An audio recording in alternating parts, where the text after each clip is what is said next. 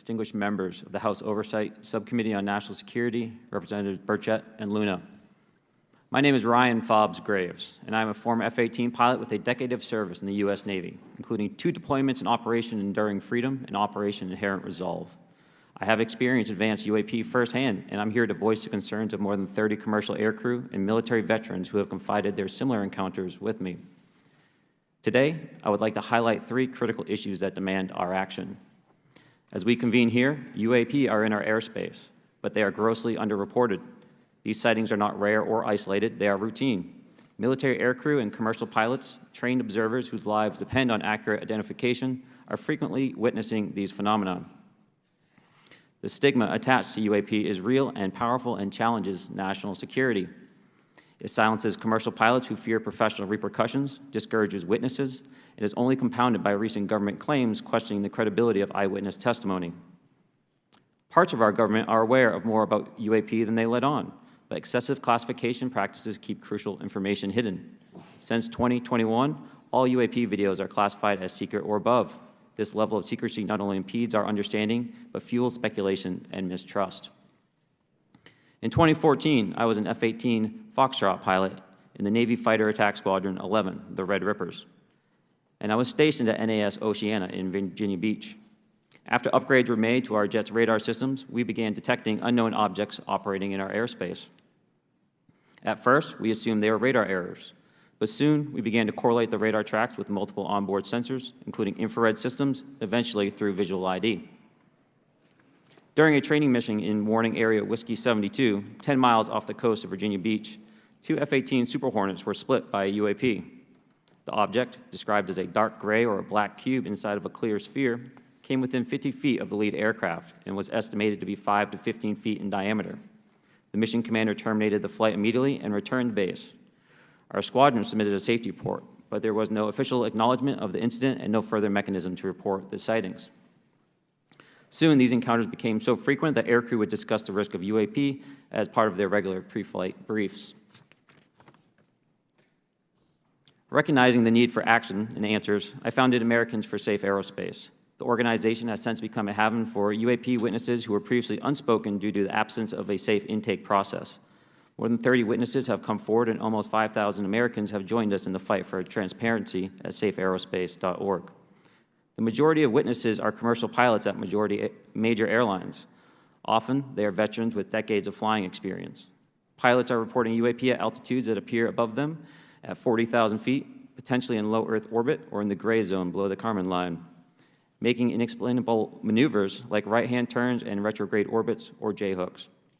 Sometimes these reports are reoccurring, with numerous recent sightings north of Hawaii and in the North Atlantic. Other veterans are also coming forward to us regarding UAP encounters in our airspace and oceans. The most compelling involve observations of UAP by multiple witnesses and sensor systems. I believe these accounts are only scratching the surface, and more will share their experiences once it is safe to do so. In closing, I recognize the skepticism surrounding this topic. If everyone could see the sensor and video data I witnessed, our national conversation would change. I urge us to put aside stigma and address the security and safety issue this topic represents. If UAP are foreign drones, it is an urgent national security problem. If it is something else, it is an issue for science. In either case, unidentified objects are concerned for flight safety. The American people deserve to know what is happening in our skies.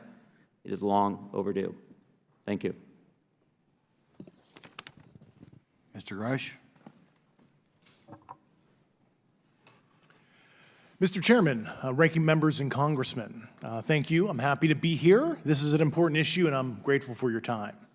My name is David Charles Grush. I was an intelligence officer for 14 years, both in the U.S. Air Force, both active duty, Air National Guard, and Reserve, at the rank of major, and most recently from 2021 to 2023, at the National Geospatial Intelligence Agency, NGA, at the GS-15 civilian level, which is the military equivalent of a full bird colonel.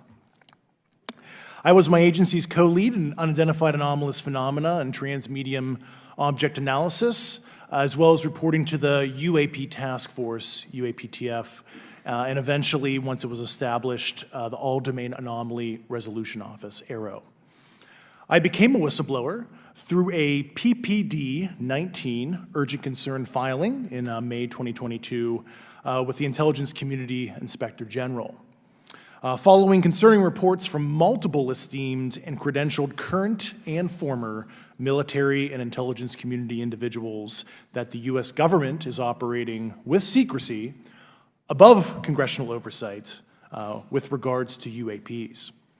My testimony is based on information I've been given by individuals with a long-standing track record of legitimacy and service to this country, many of whom also have shared compelling evidence in the form of photography, official documentation, and classified oral testimony to myself and my various colleagues.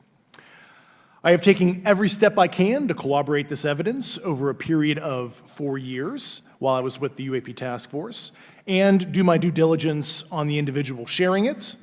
This is because of these steps, I believe strongly in the importance of bringing this information before you. I am driven by a commitment of both to truth and transparency, rooted in our inherent duty to uphold the United States Constitution and protect the American people. I'm asking Congress to hold our government to this standard and thoroughly investigate these claims. But as I stand here under oath now, I am speaking to the facts as I've been told them.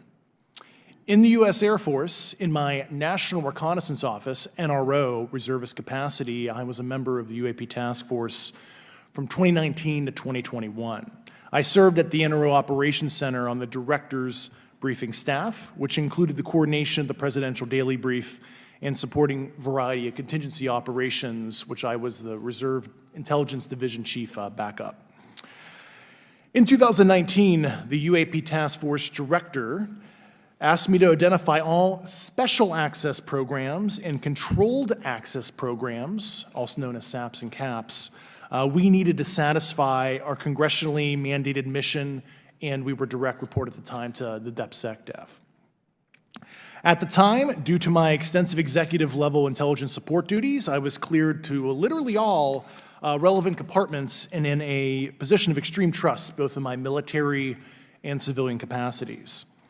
I was informed in the course of my official duties of a multi-decade UAP crash retrieval and reverse engineering program, to which I was denied access to those additional read-ons when I requested it. I made the decision, based on the data I collected, to report this information to my superiors and multiple inspectors general, and in effect becoming a whistleblower. As you know, I've suffered retaliation for my decision, but I am hopeful that my actions will ultimately lead to a positive outcome of increased transparency. Thank you, and I'm happy to answer your questions. Thank you. Commander Fravor? Thank you. Thank you, Mr. Chairman, Congressmen, Congresswomen. I want to first thank you for the invitation to speak to the committee on the UAP topic that has been in the news for the past 6 years and seems to be continuing to gain momentum. As you know, my name is David Fravor. I'm a retired commander in the United States Navy. In 2004, I was a commanding officer of Strike Fighter Squadron 41, the world-famous Black Aces. We were attached to Carrier Wing 11, stationed on board the USS Nimitz, and had begun a 2-month workup cycle off the coast of California. On this day, we were scheduled for a 2v2 air-to-air training with the USS Princeton as our control. When we launched off Nimitz, my wingman was joining up. We were told that the training was going to be suspended and we were going to proceed with real-world tasking. As we proceeded to the west, the air controller was counting down the range to an object that we were going to, and we were unaware of what we were going to see when we arrived. The controller had told us that these objects had been observed for over 2 weeks, coming down from over 80,000 feet, rapidly descending to 20,000 feet, hanging out for hours, and then going straight back up. For those who don't realize, above 80,000 feet is space. We arrived at the location at approximately 20,000 feet, and the controller called merge plot, which means that our radar blip was now in the same resolution cell as the contact. As we looked around, we noticed that we saw some whitewater off our right side. It's important to note that the weather on this day was as close to perfect as you could ask for off the coast of San Diego. Clear skies, light winds, calm seas, no whitecaps from waves. So the whitewater stood out in a large blue ocean. All 4 of us, because we were in F-18Fs, so we had pilots and Wizzo in the back seat, Looked down a small, saw a white tic-tac object with a longitudinal axis pointing north-south and moving very abruptly over the water like a ping-pong ball. There were no rotors, no rotor wash, or any sign of visible control surfaces like wings. As we started clockwise towards the object, my wizzo and I decided to go down and take a closer look with the other aircraft staying in high cover to observe both us and the tic-tac. We proceeded around the circle about 90 degrees from the start of our descent, and the object suddenly shifted its longitudinal axis, aligned it with my aircraft, and began to climb.